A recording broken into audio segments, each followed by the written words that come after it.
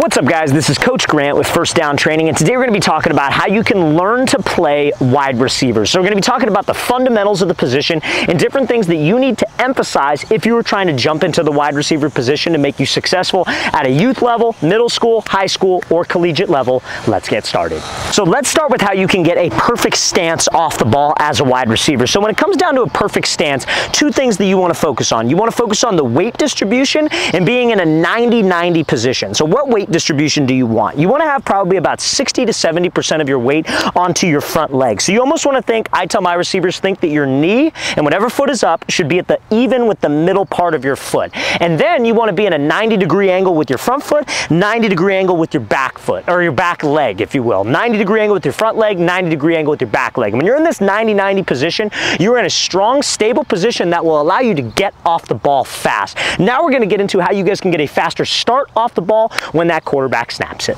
Now, fellas, before we talk about how you can get a faster start off the ball, if you're a receiver and you would like to train with myself and my staff of coaches, we're going to be traveling out to 6 more cities across the entire U.S. for 2-day-long QB and wide receiver training camps for the remainder of this offseason, you guys. Next up on our camp tour, we'll be coming out to Birmingham, Alabama. Then we'll be heading out to Houston, Texas. That camp is completely sold out. After that, we'll be coming out to Boston, Massachusetts. Then we'll be heading out to Columbus, Ohio. That camp is also completely sold out. Then we'll be coming out to Boise, Idaho, and Los Angeles, California to finish things off. So guys, if you want to sign up in those states where we have available spots, go to that very first link in the description below.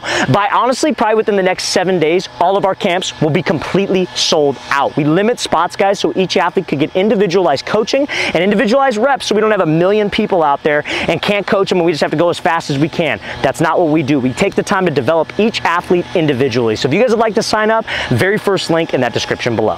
So let's talk about getting a faster start off the ball. So you're in your perfect stance, so you're in that 90-degree angle, knee to the middle part of your foot. What you want to think of is you want to roll into your shin. So what do I mean by that? So let's say it's zone coverage, because this doesn't apply if it's press coverage, because we got to work a release. We're going to talk about releases, top of the route, all that stuff as this video progresses, but we're trying to give you the basics and a foundation right now. So if it's zone coverage, you got to go get up into your route and go attack that DB's toes. What you want to think about is your shin angle should just roll into a 45-degree.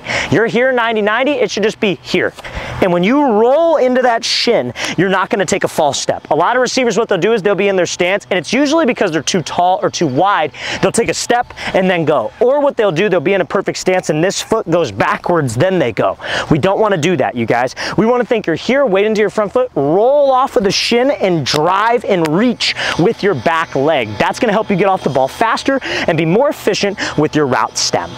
Now, we talked about the stance, we talked about the start. What about the route stem? We're breaking a route down and breaking the receiver position down into specific parts. What about the stem of the route now? So we're not talking about the break, we're not talking about catching the ball leading up to the break. Your stem, as we call it, the #1 priority, whether it's a 5-yard route or a 15-yard route, is make that DB think you're trying to run past him, aka selling vertical. So when you get off the ball, guys, there are 3 things you want to focus on, and it's all about frequency, which means keeping things the same. So I come off the ball, I want the same speed. Let's say the DB's sitting at 12 and I got to break at 10. I want the same speed all the way till 10 and then I break. And we're going to talk about different types of breaks in a second. So same speed going into the route. Because if I run at him fast and then I start to slow down, he knows that a break's coming and he sits. That's how I don't get any separation. That's how I don't get open. And that's the name of the game at this position. #2, strides got to stay the same. So I don't want to come off the ball with long strides and then get these happy feet steps and then I cut. Because the happy feet steps tell them a break's coming, guys. Then last but not least, I want my body language to stay the same. I want to be in a forward lean position,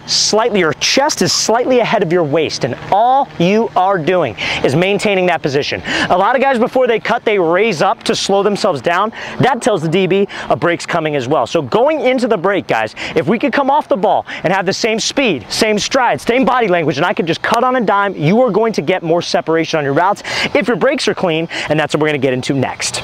Now let's talk top of the route. So there are two types of cuts generally that receivers are going to make, especially if you're just now starting out. First one is going to be a stick. Second one is going to be a hip drop. So I wouldn't worry about speed cuts, box cuts, square cuts. We're focused on the fundamentals today, right? So fundamental number one is going to be a stick. That's what you would use on a slant, a post, a corner, an out, and maybe sometimes an in route, but it's where you're cutting off of one foot.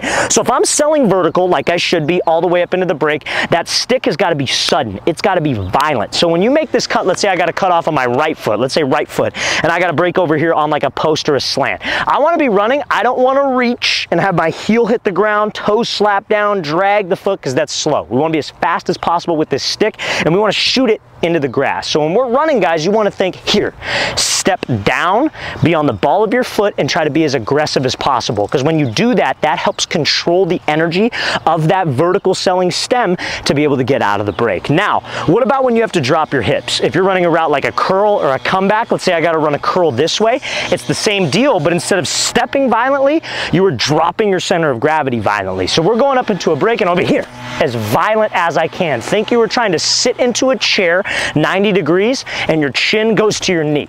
And if you can cut like that while selling vertical correctly, I promise you, you are going to get more separation on your routes. Now, obviously after that, what do we got to do? We got to accelerate out of the break. So we got to make sure that we are pumping my arms out of the break, and then we have to finish the play with the catch. So what are some mistakes that receivers make with catching when they're just starting out? That's what we're going to talk about next. Now, fellas, before we get into some catching tips for wide receivers, if you're a receiver and you guys would like a daily workout schedule that you can follow that emphasizes all the things that we've discussed in this video, check out that second link in the description below for our elite wide receiver training package. What you'll get access to with that training package is 8 weeks of gym workouts and field workouts that wide receivers can do. We map out everything with the exact sets and reps, and we give you a video example of each exercise and drill so you know what to do and know how to apply it. So guys, if you would like a workout schedule for 2 full months to make you a better wide receiver, go to that second link in the description below. That is where you can sign up. So now there are 2 things that I tell my receivers to focus on when it comes to catching the ball. Number 1, pretend your eyes are a camera and you're taking a photo of the ball. So ball is thrown to you, what you want to do? Freeze frame. The only thing in your line of vision is the football. You don't want to be looking at the football on these trees over here. It's the football. That is it. So if you guys can focus on having a trigger phrase whenever you are catching a pass, you're going to be a much more consistent pass catcher. Now, do you think about that trigger phrase in a game? No. It comes from repetition. It comes from practice. All the routine stuff that you see NFL wide receivers do, they've done it a million times. So you have to do this type of stuff when you're practicing, when you're training, when it's just you and your quarterback, you and your dad just playing catch. Think about these analogies. So take a photo of the ball. Now, second thing I would have my receivers do, especially when I coached at a high school, I coached it for a year, I didn't really like it that much, but what I would have guys do is I would have them work on having their eyes track the ball to the tuck, just in practice, so in a game, it was just routine, and they could play fast. So a drill that I would have them do, I call it laces or no laces, or you could call it laces or spaces. I didn't like saying spaces, so I would say laces, no laces. So ball would be thrown, they would tuck it, they had to verbally call out if they saw laces or no laces. So that forces you to have to look it in because you're looking for something on the ball. So 2 things are going to make you a better pass catcher: looking it into the tuck and taking that photo in practice. So in a game, we don't have to think about it. And at the end of the day, the receiver position is about playing fast. If you can play fast and not think about the technique because you've repped it out so many times, you're going to be a successful wide receiver.